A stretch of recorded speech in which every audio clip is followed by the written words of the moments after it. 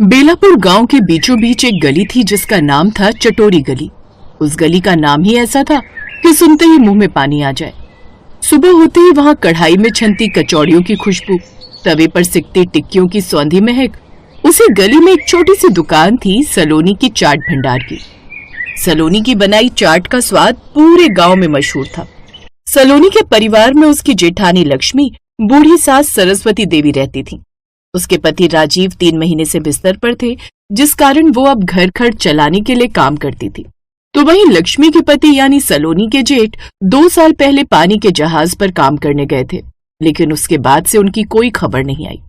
गांव में सबने मान लिया था कि शायद वो अब इस दुनिया में नहीं रहे, लेकिन लक्ष्मी आज भी अपनी मांग में सिंदूर लगाती। एक दिन सास ने कहा, बहू, आखिर तू कब तक यूं उम्मीद लगाए बैठी रहेगी?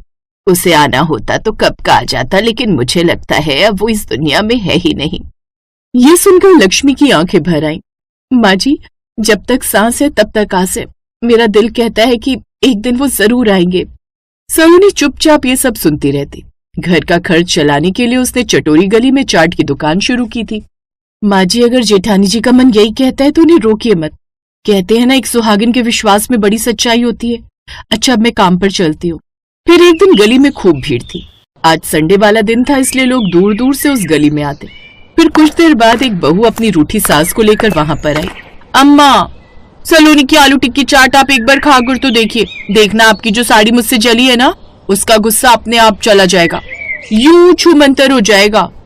चुप कर, जैसे कि तेरी इस चाट से मेरी साड़ी ठीक हो जाएगी ना। अच्छे से जानती हूँ तेरी चालाकी को। पहले तू जानबूझकर मुझे ये खिलाएगी ताकि तुझे मुझे साड़ी न दिलवानी पड़े। ओफो अम्मा, अच्छा ठीक है, अगर तुम्हें ये चाट पसंद ना आई तो फिर मैं तुम्हें साड़ी दिलवा दूंगी, लेकिन अगर पसंद आ गई तो फिर आप मुझसे साड़ी की जिद छोड़ दोगी। बोलो, मंजूर है? हाँ हाँ ठीक है, मैं भी तो देखूं भला ऐसा क्या है इस चाट में। ठीक है सलोनी बहन, आज ऐसी कोई बढ़िया सी चाट बना दो कि मजा आ जाए। जी बस अभी बनाती हूँ।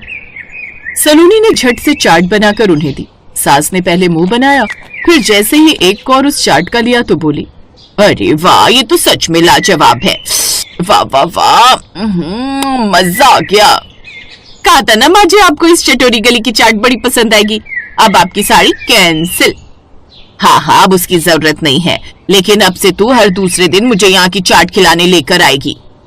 अरे, ये तो मैंने अपने ही पैर पर कुल्हाड़ी मार ली। अब वो वहां से चले जाते हैं और ये सब देख सलोनी मुस्कुराने लगती है। एक एक कर उसके पास और भी ग्राहक आते। शाम तक वो पैसे लेकर घर आ गई सलोनी, आ जाओ, खाना तैयार है। सच में भाभी, अगर आप नहीं होती तो मैं कैसे अकेले घर और बाहर का काम संभालती। सलोनी, तुमने भी तो इस घर का काम अपने कंधों पर संभाल लिया है। अगर तुम ना होती तो इस घर का खर्चा कैसे चलता। ऐसे दिन बीत रहे थे। फिर एक शाम को जब भीड़ कम हो रही थी, एक अजनबी आदमी सलोनी की दुकान पर आया। उसका चेहरा दाढ़ी से ढका हुआ, लेकिन आंखों में अजीब सी चमक थी। वो सलोनी से कहने लगा, 1 प्लेट चाट देना। जी अभी देती हूँ। फिर सलोनी ने उसे झट से चना चाट बनाकर दे दी। वो आदमी धीरे धीरे खाने लगा। फिर कुछ देर बाद बोला, इस चाट में वही स्वाद है जो 2 साल पहले भी था। ये चटपटी गली आज भी नहीं बदली, आज भी वही की वही है। ये सुनकर सलोनी चौंक गई। क्या? इसका मतलब आप पहले भी आए हैं यहाँ? हाँ, बहुत पहले। ये लीजिए आपके पैसे। इतना कहकर वो वहां से चला गया। सलोनी देर तक सोचती रही ये कौन था। ना जाने ये आदमी कौन था, लेकिन जो भी था उसकी आवाज बड़ी जानी पहचानी लग रही थी। अगले दिन वही आदमी फिर वहां आया और उससे चाट मांगने लगा। तभी लक्ष्मी भी वहां पर किसी काम से आई।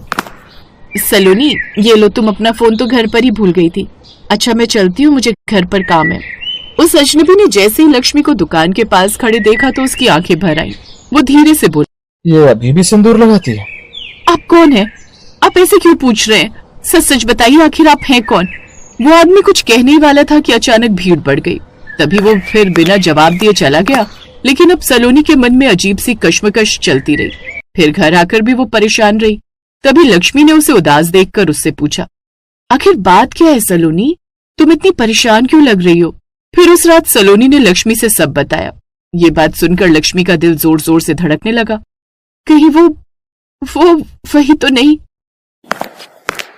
नहीं बहू, ऐसे सपने मत देखो, हो सकता है कि वो कोई और हो। अपनी सास की बात सुनकर वो चुप हो गई। लेकिन सलोनी ने ठान लिया कि वो सच का पता लगाएगी। एक रात तेज आंधी आई, बिजली कड़क रही थी, तभी दरवाजे पर दस्तक हुई। सलोनी ने दरवाजा खोला तो वही अजनबी खड़ा था, भीगा हुआ। आप यहाँ? मुझे अंदर आने दोगी? सलोनी तो उसे ठीक से पहचान नहीं पाई, लेकिन फिर लक्ष्मी की नजर जैसे ही उस पर पड़ी, उसका शरीर कांप उठा। लक्ष्मी की चीख निकल गई, राघव, तुमने मुझे पहचान लिया? इतने वक्त से तुम कहाँ थे? फिर राघव ने बताया। उस रोज हमारा जहाज जब अरब सागर की ओर बढ़ रहा था, तभी जहाज द्वीप से टकरा गया और अब उसमें छेद हो गया। ये किसी भी वक्त डूब सकता है। सबके सब अपनी जान बचाओ। अब उनका जहाज दुर्घटनाग्रस्त हो गया था। फिर वो लोग एक अनजान द्वीप पर फंस गए। महीनों बाद उन्हें बचाया गया, लेकिन अब उनकी पहचान के कागज खो गए थे। और फिर हमें वापस आने में समय लग गया। बेटा, तू जिंदा है, यही बहुत है। मुझे पता था तुम आओगे, इसलिए मैंने आज तक अपनी मांग का सिंदूर नहीं हटाया। मैं अकेला नहीं लौटा हूं लक्ष्मी। फिर उसने दरवाजे की तरफ देखा, जहां एक और शख्स खड़ा था। उसमें एक औरत और एक छोटा बच्चा था। ये देख सबके पैरों तले जमीन खिसक गई। ये कौन है? द्वीप मेरी जान बचाने वाली है मीरा। अगर ये ना होती तो मैं जिंदा नहीं रहता। इसके पति की मौत हो गई थी और फिर इसका बेटा, और ये इतने दिनों से मेरे साथ ही रहे थे। ये सुनकर अब घर में सन्नाटा छा गया। तो क्या अब तुम्हारा घर वही है? नहीं, मेरा घर यही है, लेकिन इनका सहारा भी मैं ही हूँ। तो अब मैं जहाँ रहूंगा, ये भी मेरे साथ ही रहेंगी।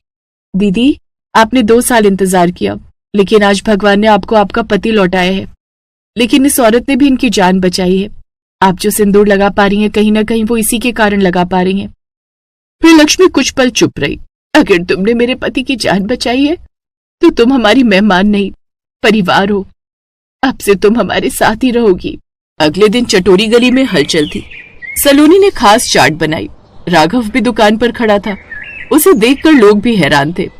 अरे ये तो राघव है, लेकिन ये जिंदा। उसके बगल में लक्ष्मी आज भी सिंदूर लगाए खड़ी थी, लेकिन इस बार उसके चेहरे पर सुकून था। अब उसे किसी को जवाब नहीं देना था। सलोनी की चाट का स्वाद अब और भी खास हो गया था, क्योंकि उसमें सिर्फ मसाले नहीं, बल्कि जीवन के उतार चढ़ाव का अनुभव भी घुला था। और चटोरी गली, वो अब सिर्फ खाने की गली नहीं, बल्कि चमत्कार की गली बन चुकी थी। मिनट भी नहीं हुए थे कि इतने में राजीव के ठेले पर काफी भीड़ इकट्ठी हो जाती है। अरे भैया, जल्दी से समोसे पैक कर दो, मेरे घर मेहमान आने वाले हैं। अच्छा नहीं लगता ना उनको नाश्ता पानी देर से करने देना। अरे बहन जी, आप मुझे 2 मिनट का समय दीजिए। एक बार ये समोसे अच्छे से गर्म होकर करारे हो जाए, फिर मैं आपको समोसे पैक कर देता हूँ। इतना बोलकर राजीव थोड़ी देर बाद उस औरत के लिए 10 समोसे फटाफट पैक कर देता है, और इस तरह धीरे धीरे वो अपने ग्राहकों को समोसे देने लगता है। बाजार में आने के करीब 2 घंटे के अंदर ही राजीव के सारे समोसे बिक जाते हैं, और खुश होते हुए वो अपने घर चला जाता है। घर जाकर वो अपनी पत्नी मेघा से कहता है, देखा मेघा, आज भी हमारे सारे समोसे बिक गए।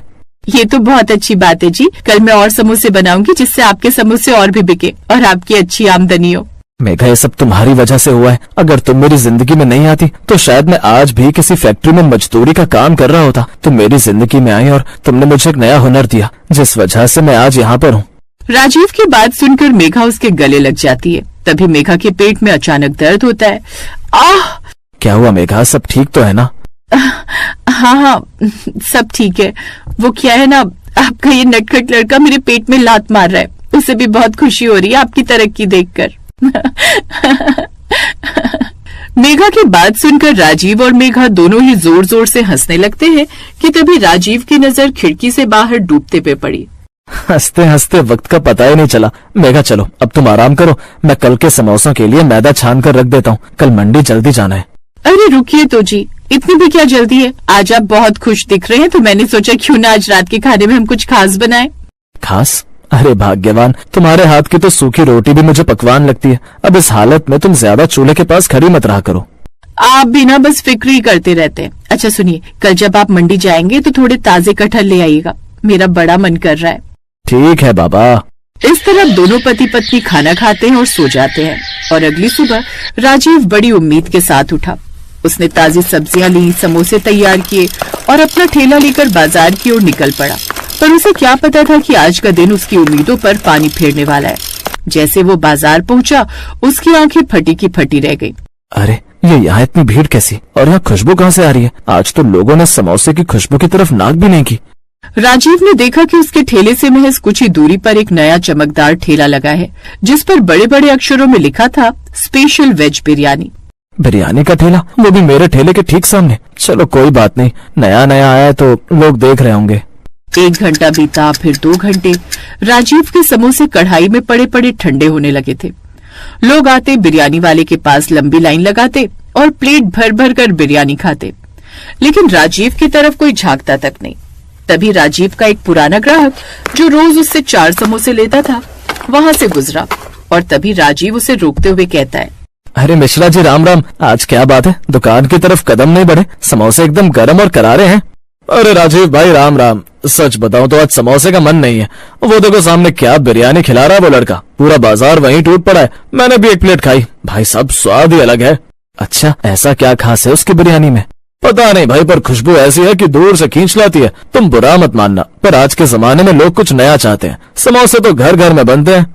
मिश्रा जी की बात सुनकर राजीव को झटका लगता है। देखते ही देखते शाम हो गई। जहाँ रोज राजीव खाली पतीला लेकर घर जाता था, तो आज उसका ठेला समोसों से भरा पड़ा था।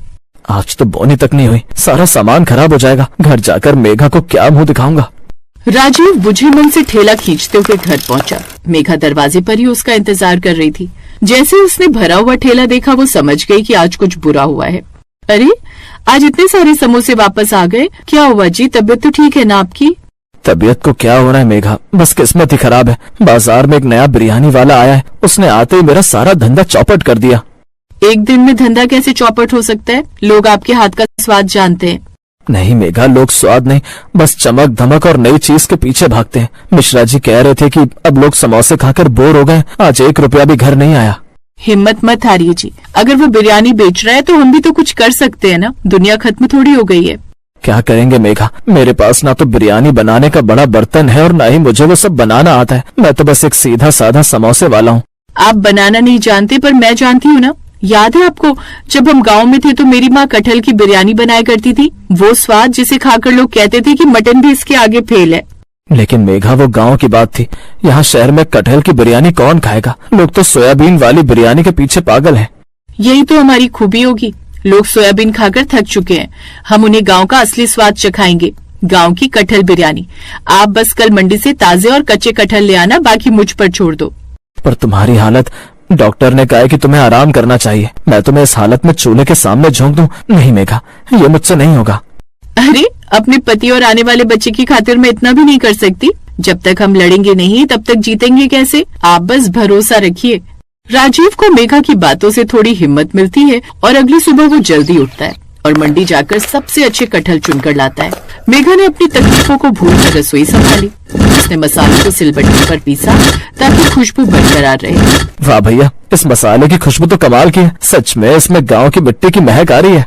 अभी तो बस शुरुआत है। देखिए मैं इन कटहल के टुकड़ों को कैसे मसालों में लपेटती हूँ। जब ये चावल के साथ दम पर पकेंगे ना, तो इनका रेशा रेशा खुल जाएगा। मेघा ने अब चावल उबाले, कटहल को तैयार किया और फिर एक बड़े पतीले में उसे सेट करके ऊपर से आटा लगाकर दम पर रख दिया। करीब 1 घंटे बाद जब पतीला खुला तो पूरा घर महक उठा। मेघा, ये तो बहुत लाजवाब दिख रही है, पर एक बात बताओ, हम इसे बेचेंगे कैसे? लोग तो उस बिरयानी वाले के पास जा रहे हैं। आप एक काम करना, आज समोसे कम ले जाना और बिरयानी का ये पतीला सामने रखना। लोगों को पहले थोड़ा थोड़ा चखने के लिए देना। जब वो स्वाद चखेंगे तो अपने आप खींचे चले आएंगे। मेघा की बात सुनकर राजीव उसकी बात से सहमत हो जाता है और अब राजीव ने वैसा ही किया। वो बाजार पहुंचा और उस बिरयानी वाले के पास फिर से वही भीड़ देखी। राजीव ने अपना पतीला खोला, जिसकी खुशबू हवा में घुलने लगी। पास से गुजर रही वही औरत जो हमेशा समोसे लेती थी, वो रुकी और, अरे भैया, आज क्या कोई नई चीज लाए हो? खुशबू तो बड़ी अच्छी है। बहन जी, ये मेरी पत्नी के हाथ की बनाई गई गांव की कटहल बिरयानी है। आज आप समोसे मत लीजिए, बस ये 1 चम्मच चक्कर देखिए। राजीव ने एक छोटी प्लेट में उसे बिरयानी दी। जैसे ही औरत ने पहला निवाला खाया, उसके चेहरे के भाव बदल गए। अरे, ये तो बहुत ही मुलायम है। कटहल है क्या? स्वाद तो एकदम असली मसालों का है। वो सामने वाला तो सिर्फ मिर्च खिला रहा है। असली बिरयानी तो ये है। भैया, मेरे लिए फुल प्लेट पैक कर दो। उस औरत को खाते देख और खुशबू सूंघकर जो भीड़ सामने वाले ठेले पर खड़ी थी, वो धीरे धीरे राजीव की तरफ मुड़ने लगी। ओ भाई, ये कटहल बिरयानी है क्या? मैंने सुना है बड़ी मुश्किल से मिलती है, मुझे भी घाव देना। अरे मुझे भी दो भाई, खुशबू तो बड़ी मस्त है। देखते ही देखते राजीव के ठेले पर मेला लग गया। जो लोग सोयाबीन वाली बिरयानी खा रहे थे, उन्हें कटहल का ये स्वाद इतना पसंद आया कि वो सामने वाले को भूल गए। 1 घंटे के अंदर पतीला खाली हो गया और राजीव ये देख खुश होकर अपने मन ही मन में कहता है, मेघा, तुमने सच कहा था, हुनर और मेहनत कभी खाली नहीं जाती। इस तरह राजीव और उसकी पत्नी की मेहनत रंग लाती है।